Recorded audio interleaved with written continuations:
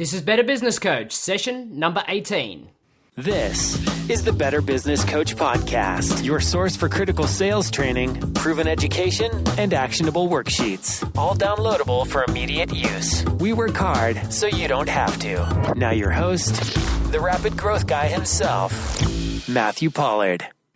Hello everyone and welcome back to Better Business Coach Podcast. My name's Matthew Pollard and as always, I am your rapid growth guy. Today, I have a very exciting session planned with you. I have with me J.V. Crum III. He is a best-selling author, marketing and strategy expert, and founder of Conscious World Foundation. He's also the founder of ConsciousMillionaire.com, which is an international business coaching and training company that helps conscious entrepreneurs get their gifts out to the world and make a positive impact by building a profitable business. He also holds an MBA, a law degree, and has a master's in psychology and is a serial entrepreneur who has built and sold his own companies. JV, welcome to the show, and I'm so looking forward to the content that we've discussed that we're going to be sharing with the listeners today.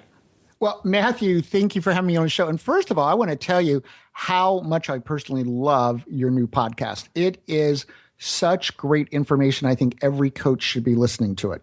Thank you very much. I'm actually very, very excited and humbled by the fact of all the great reviews that we're getting and somebody that has such a terrific podcast like yourself that I know I listen to all the time to say that. Thank you very much. I really appreciate it. So, JV, I know, especially for business coaches, which is our primary listenership, they really want to know how to get their message out to the world. And I know that this is something that you specialize in. You've worked with so many different people in helping them get a unique message out there in such a crowded marketplace. And I was hoping that you could share with the listeners how exactly you do that and how do you make them unique? Yeah. Well, the place to really start is what I think is where a lot of business coaches miss it completely. And it's where a lot of entrepreneurs miss it. And that is starting with what I call your true north. Now, it's a 3-step process. I work with clients all the time. I love doing this because it's what can really differentiate you. But so many people try to differentiate on something that isn't truly them. It's not authentic. It's not real for them. So you got to go inside to really find out what kind of a business coach are you? Because it's not a matter of just looking at a list and saying, I like those words or those are great keywords, so I'm going to use them. It's a matter of finding out who you are because who you are is going to be a match for a certain kind of client. And so you first have to dig down and ask yourself, what is the heart passion I really have?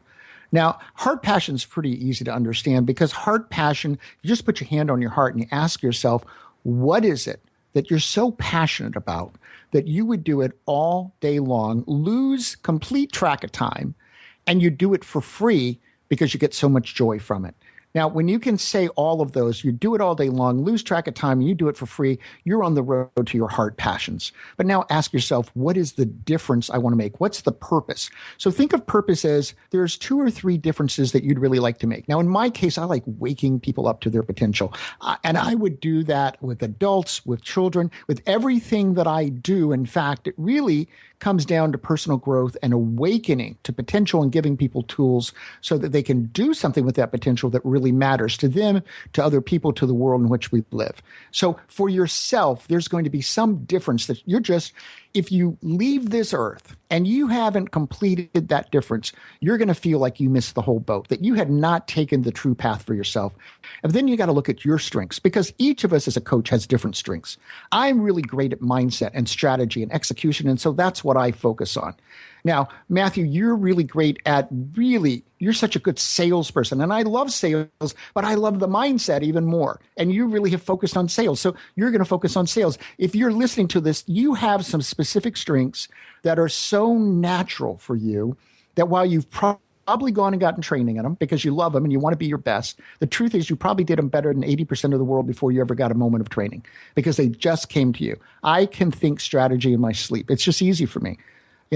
There's something that you can think in your sleep as well. So you've got to get that true north. So once you're clear about who you are, then you got to go out there and ask, I call it the convergence factor. There's probably 100 niches that you could work with. But you got to find the ones that are going to be a good match for you. They're really right now seeking the kinds of things that you're excited about providing. They've got the money to pay for it. They really want it. and you're going to really be a great match for each other. But now that you've got the true north and you're beginning to get an idea of who's that avatar you really want to be working with, forget what might be the ideal, that you read in some magazine, or that this is the top kind of client to get, they pay the most. Go for the client that's right for you. And when you find the right client, you're going to get plenty of business. That's not going to be the problem, because here's what you got to do. You've got to create a platform. You must have a platform for yourself. So let's define, what is a platform? Platform's pretty simple. It's anytime you've got, and I call it a microphone that you can use, and there are people out there that are your avatars that want to hear you on that microphone. So in my case, I love talking. I would rather talk. I've got a great best-selling book, but it wasn't as much joy for me to write my book as it is for me to get on a podcast and have guests, or be a guest on podcast, or be on radio shows. I just love doing the talking. That's why I love to coach. And you probably like talking as well. But you might also like reading and writing. So if you like to write, maybe you like blogs, maybe you want to get articles out there. You've got to find what is the avenue that's going to work for you, that you're going to connect. Maybe you like doing a webinar and you want to get that webinar with lots of affiliates. That's really your shtick, and you're really good at that. Or you like being a guest on other people's webinars. But there's going to be some platform, some way that's going to feel so right for you that you'll be excited about building that platform. It won't be work. Because I assure you, I'm now recording, we're having 4 podcasts with my nonprofit by August, and I'm now working right now on 3 podcasts for Conscious Millionaire. And the 2 days a week that I'm working on my podcast are my favorite days. Why? Because they don't seem like work. This week I have one day I'm interviewing 8 people. Today I'm on 2 interviews myself. But it doesn't seem like work because it's so much fun. There's some platform that's right for you, and you don't have to worry about even the kind of sub-products that you're going to create around your coaching, because you want to create digital products. That's a whole nother conversation. But every person has a way that's just natural for them. And guess what? There are going to be people who will find you no matter what you do. There are people who read blogs, and there are people who listen to podcasts and listen to different audios, or like to watch videos. So you might put videos all over the internet and put them at YouTube and put them at Facebook and put little ads to them. I mean, there's so many different ways that you can connect. You will connect with your audience in a way that resonates best with you, because that's how you're going to shine. So you always want to be thinking about how you can go out there, do what you find to be enjoyable, that you feel is your calling, and do it in a way that's so natural and easy for you that it'll come across that you really are an expert, because you'll be at ease at it. That makes perfect sense. And the thing I really like, and it really feeds back to what we were talking about in Better Business Coach session 2 and 3, which is work out the true benefits that you provide and the true people that you help and that you get the best results out of. Because anything less, you're not going to enjoy it as much, and you're not going to be able to offer as much value, i.e. you're not going to make as much money as you could have either. And, you and I mean, obviously I've got the nickname, the Rapid Growth Guy. I make that very clear in this podcast, but it really is embodiment of everything that I offer. I mean, just before we got on this podcast, we had a conversation about your new Conscious World Foundation, and we were having a whole conversation about ways in which that you can get a scholarship, which is just a phenomenal thing that you're doing, and ways in which you could perhaps create rapid growth inside your foundation. It's because it's what I love. I love to share ideas, and everybody has that thing that they love that, again, they wouldn't charge for. It's just so nice that they can. And that's exactly right. And that's why I have Conscious Millionaire, because I want people to be financially successful. However, it's connecting with the higher consciousness. It's doing something that has a higher purpose. It's using your mindset and moving through the levels of resistance that you might have, and changing your belief systems and doing something that helps the whole world. So I like attracting people who really want this to be a better world. I like working with those kinds of people. So Conscious Millionaire is perfect for me. There's going to be something that, just like Matthew and I have our particular niches, you're going to have your particular niche, and you're going to be great at it as long as you choose what is authentic and real for you. Brilliant. Now, JV, I know that a lot of people pick up and do what they love, but the problem they have is they struggle with charging for it, and they tend to devalue themselves so much. And I know that you talk about extensively in your shows the mindset to achieve abundance and having that abundance mentality. Would you mind imparting some of that wisdom with my audience? Sure, absolutely. Let's think of scarcity and abundance as a continuum. not an all or nothing. There's no person on earth that's completely embodying scarcity, although there's some that, might be 99% there. And there's nobody that's completely embodying abundance. Most of us are some kind of a blend. But when we move more towards the abundance end is when we become more profitable, more financially successful. And also a lot of times when we make the bigger difference out there, because you and I both know that when people, you know yourself, I know myself. If I pay $5,000 for something versus $500 for, well, by golly, I want to get some value back, right? So I'm probably going to do the work. That's exactly right. Right? Because I'm not going to pay $5,000 for a program and I didn't get at least $10,000, $20,000, $50,000 worth of value back. Because I'm not that kind of guy. I'm not going to be happy, just wasting $5,000. But honestly, if I paid $500 or if I paid $50, now if I paid $50, that's like if I ever get around to it. I agree with you. And I've had people that have sold things for a certain amount of money. And, it might have a price tag for $10,000. And when I buy the product, because I've spent $10,000 on a seminar and I'm continually going to seminars,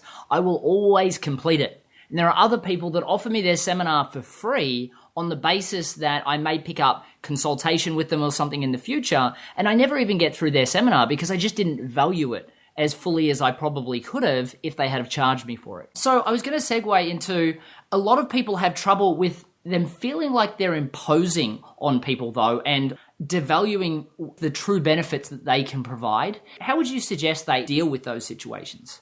Yep. Well, I think we're talking about several issues. Let's talk about money purpose wound because it's something I haven't talked about for a while on any interview, and it's in my chapter on abundance in my book. So I realize because I work with so many conscious people, and coaches are good people. People don't go into being coaches generally unless they really want to help other people. So most people who go into coaching have a good heart. They genuinely care about people. However, I created this concept, money purpose wound, after I met so many caring, good people who were broke, and yet they had great skills and were adding great value. And I'm going, something is clearly wrong here. And I realized it wasn't the value proposition. It was the mindset. And the mindset went something like this. I got these gifts and it's my obligation to go out and change and help people. Right? And because I'm supposed to do this, I should do it for free. And the fact that, and here's the one that gets them in trouble. The fact that somebody doesn't have any money shouldn't be a reason that I wouldn't help them. Right? Yeah. And then you go down this long little no-win alley to, I'm going to help all the people in the world who really aren't even helping themselves, who really aren't all that motivated because I'm going to go save them. You might not be saying that, but that's really what you're doing. Yep. Right? And listen, saving people, if you want to be in the salvation business, either go to religion or create a nonprofit. But then again, you should only be helping people who really want the help and are going to do something with it. But if you're going to be in coaching as a business, you need to get clear about one thing. You're adding value and you deserve to receive value back. And if you don't keep that in balance, you are doing a disservice to everyone. You are not serving your customer because the customer is not going to value what they got from you. After all, you practically gave it to them. Why should they? You didn't value it. You didn't charge enough. And you're not going to be served because you won't be paying your bills. So therefore, you won't be expanding your business. Therefore, you won't be helping more people. But let me tell you, cash flow will take care of almost every problem in a business. Because if you're running out of ways that you can get your message out there, the moment you've got plenty of cash, you've got capacity all of a sudden. Because you can hire one more person and now you've got a whole new set of ways you can create new products that you didn't have time to create before. If you don't charge what you're really worth, people will not value it. They won't get the work done. They won't get the results they could have gotten. You should be asking them and charging fees that are truly worth what you are providing. So ask yourself, what do you really want your client to get? Multiply that by at least 3 to 5. So let's take 5. And you're a business coach, so let's look at the money factor because that's how they're going to look at it. If they're not making more money, they're not going to be happy with you as a business coach because that's why they came to you one reason or another, right? So if you're going to go, if I'm going to work with somebody for 3 months and they're going to have $25,000 more bottom line, shouldn't I get at least $5,000? Isn't that reasonable for all of us? Because you're going to help them take that $5,000 and leverage it into 25. And if it's 50,000, maybe you should be getting 5 to 10,000 for working for them. It's still a great proposition. They invested and leveraged their money back 5-fold. Where can you do that in the stock market or real estate on a consistent basis? That's exactly right. People don't see their advice as truly valuable. However, if it affects their bottom line in such a significant way, and as a business coach, just purely getting a business owner to work on their business rather than in their business can have such a substantial difference. You will get those results. It's funny when you say that people don't value the advice you're giving unless you charge a significant amount. You're so right. When I first started coaching clients, I used to charge a few $100s. And what I found was people wouldn't do the homework that I set them. People wouldn't do, if I told them to watch a video about niche marketing, they wouldn't do it. And then I'd have to continually explain it. And what I realized was people bought into the idea of me, but they didn't buy into the value of me.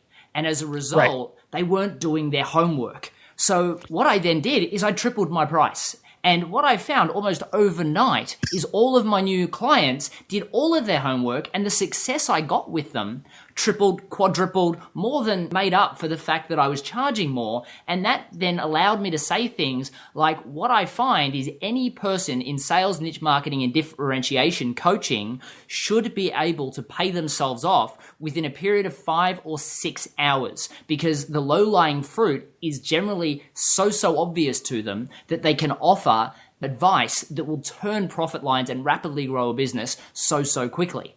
And that kind of message with what I was charging was believable, where if I had have charged, I'll give my advice for free, pay me what it's worth, or pay me a few $100s, there's no way I could sell the message of what I was actually trying to accomplish for them.